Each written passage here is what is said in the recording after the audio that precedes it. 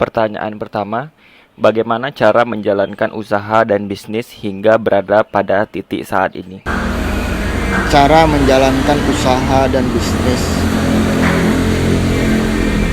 Cara ya. Yang pasti satu, yang pertama mau belajar. Ya, belajar dari kesalahan, terus belajar dari pengalaman, itu yang pertama. Yang kedua, usaha kita kan yang pasti stok barang yang cukup, ya kan, dan selalu berusaha untuk menambah kuantiti barang supaya penjualannya juga bisa lancar, menambah variasi barang dan jenis-jenis barang item yang mau dijual. Tuh, itu aja sih paling. Pertanyaan yang kedua, apakah ada kendala dalam menjalankan usaha? Banyak. Salah satunya itu karyawan, ya. Terus karena kita lagi pandemi,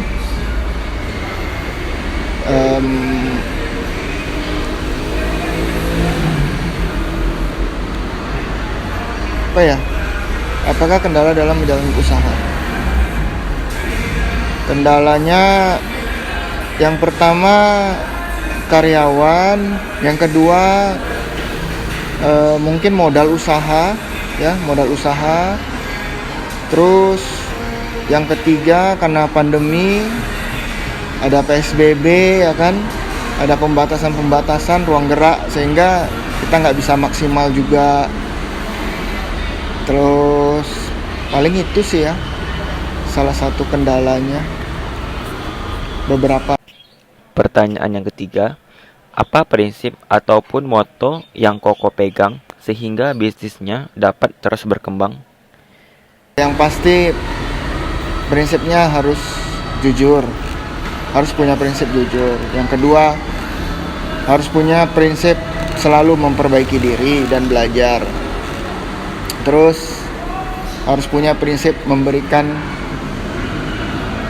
pelayanan yang terbaik untuk customer, sehingga customernya tiap hari bisa semakin bertambah.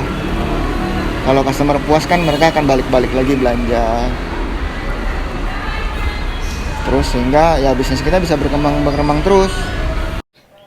Dan untuk pertanyaan yang terakhir, kalau boleh tahu, apa sih tips dan triknya untuk menjalankan usaha yang baik? Jalankan usaha yang baik.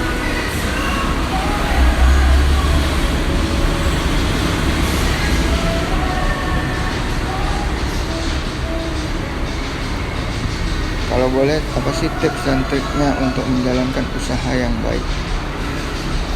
Konsisten, disiplin, ya. Terus juga mau belajar. Itu aja. Analisis saya yang saya dapat dari video sebelumnya yaitu dia mempunyai sifat mau belajar dan terus memperbaiki diri dalam menjalani usaha dan bisnis yang ia tekuni saat ini, serta yang paling penting itu dia bersifat jujur kepada customer agar usaha dan bisnis tetap berjalan dengan baik.